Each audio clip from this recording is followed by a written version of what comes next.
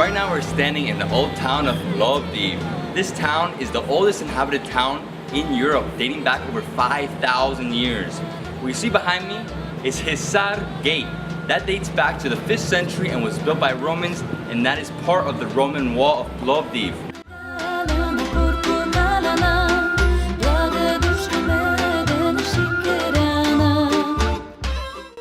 Right now we're at the highest hill in the old town of Plovdiv. Its name is called Nebet Tepe, and it was given that name by the Ottomans, and it means the defense tower.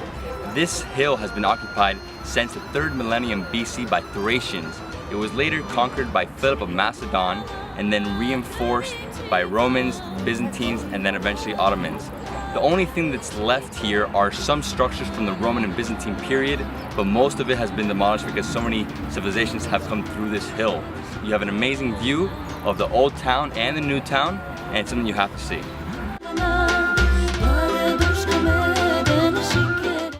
Right now we're under an overpass, and here they found the Cardo Maximus and an ancient Roman villa. This has been incorporated into the Museum Tracart, and here you can walk around the mosaics and you can see a video that shows you what this villa used to look like.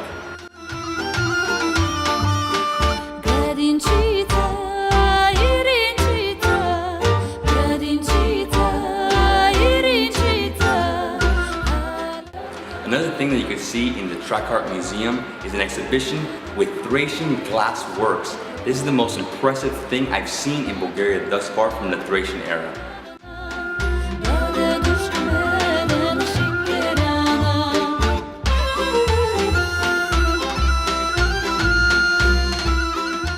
The museum is only a 5-minute walk from the Tourist Information Office, and you have to see it.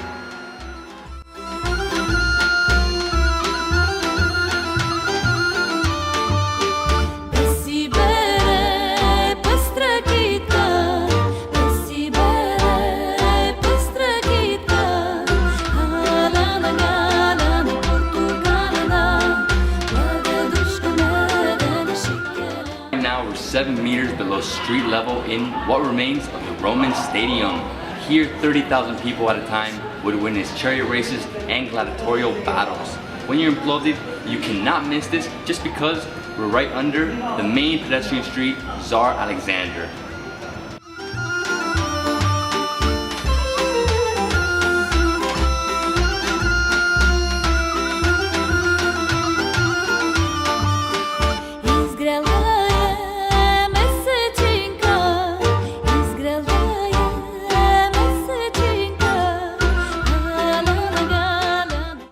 Welcome to the Theater of Philippopolis. This is one of the best preserved Roman theaters in the entire world. It was built in the 1st century by the Roman Emperor Trajan.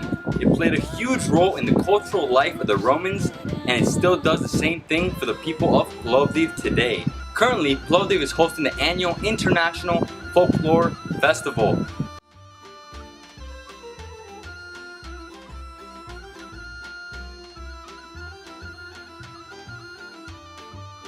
Like every ancient Roman city, Plovdiv had a forum, which served as a public square, marketplace, and assembly point. The ruins of Plovdiv's forum are located behind the main post office. The northern part of the forum complex contains the Odeon, a 300-seat theater used for meetings and concerts. Plovdiv's main street runs directly through the city. It is very wide and pedestrian-friendly, great for strolling day or night. Here you'll find several shops, cafes, and restaurants. The old town has a completely different look and feel.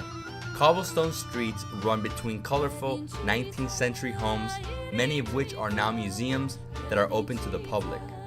Inside, visitors will see exhibits of clothing, jewelry, religious items, costumes, and beautiful architecture of the Bulgarian revival period.